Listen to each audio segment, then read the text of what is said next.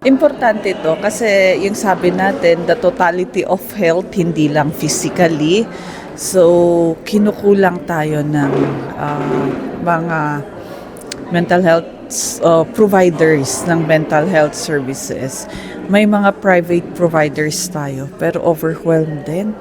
Medyo pinipilahan, ganon. So, dito rin sa Benguetchen, siyempre, mas yung mga kailangan ng psychiatric evaluation yung mga nandyan. So, some of our acquaintances or mga clients na pupunta dyan, sabi nila, medyo ang haba na ng pila. So, hindi na kayang ma-accommodate lahat at once. So, with the establishment of this, maski konti lang, makakatulong tayo, makaka-extend tayo ng services to our kababayan nga Benguet.